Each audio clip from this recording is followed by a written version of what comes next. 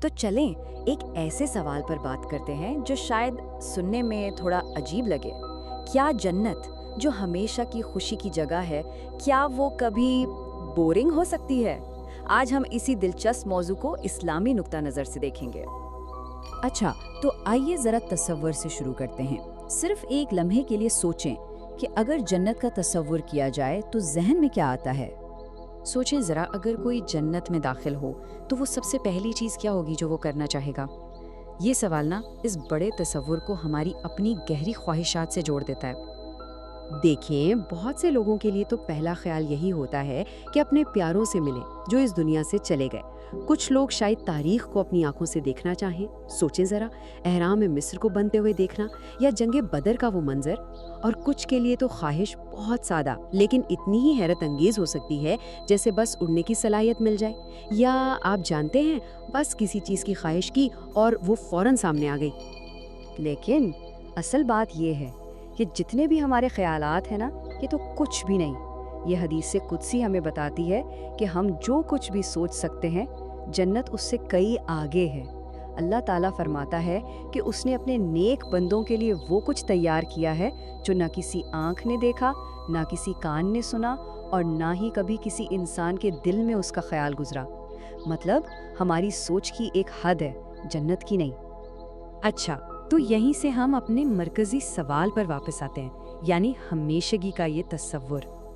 اگر خوشی مسلسل ہو، کوئی چیلنج نہ ہو، کوئی مشکل نہ ہو، تو کیا کوئی شخص آخرکار جنت میں بور ہو سکتا ہے؟ یہ ایک بڑا فلسفیانہ سوال ہے نا، کہ اگر ہر لمحہ پرفیکٹ ہو تو کیا پرفیکشن خود اپنی کشش کھو دے گی؟ کیا کوئی ایک ہی کیفیت سے اکتا سکتا ہے؟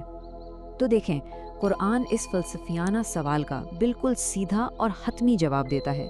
اللہ تعالیٰ فرماتا ہے کہ وہ اس میں ہمیشہ رہیں گے، نہ وہ اس سے تھکیں گے اور نہ ہی اسے چھوڑنا چاہیں گے۔ یعنی بوریت کا تو سوال ہی ختم ہو جاتا ہے، وہ تصور ہی وہاں موجود نہیں ہے۔ لیکن یہ ممکن کیسے ہے؟ اس کو سمجھانے کے لیے ایک بہت ہی خوبصورت مثال دی گئی ہے۔ سوچیں کہ کوئی جنت میں اپنا پسندیدہ پھل کھاتا ہے۔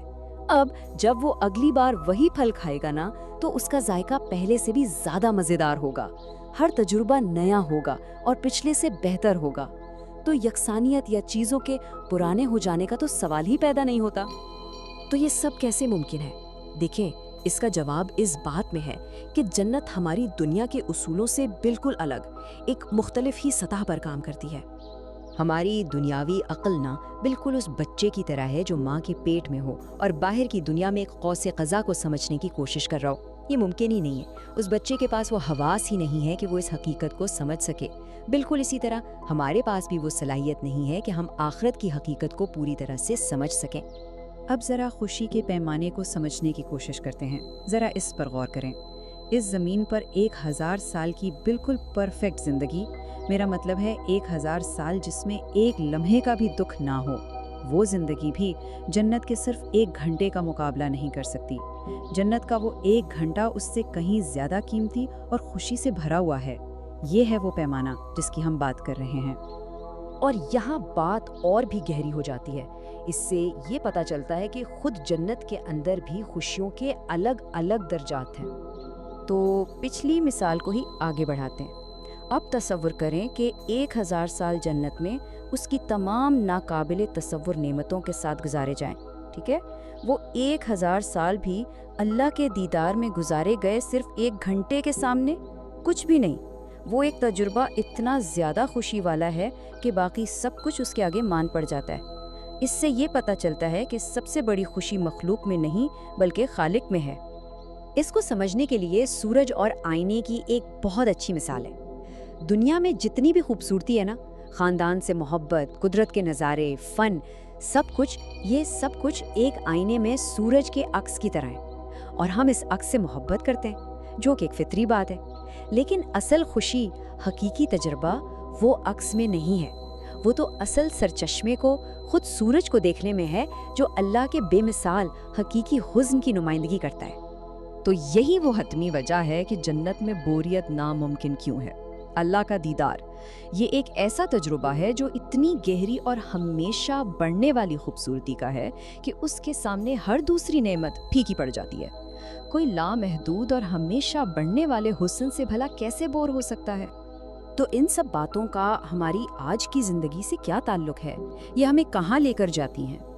ज़रा नबी अकरम सल्लल्लाहु अलैहि वसल्लम के इन इंतहाई पुरअसर अल्फाज पर गौर करें।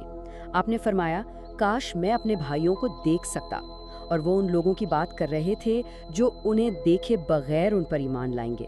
आपने फरमाया, मैंने अपने रब से दुआ की है कि वो मेरी आंखें तुमसे ठंडी करे। ये सिर्फ एक तारीखी जुमला नहीं है, ये मोहब्बत का एक गहरा इजहार है, अपने बाद आने वालों से मिलने की एक तड़प है। और इस वादे की गई मुलाकात को एक सफ़र की तरह बयान किया गया है।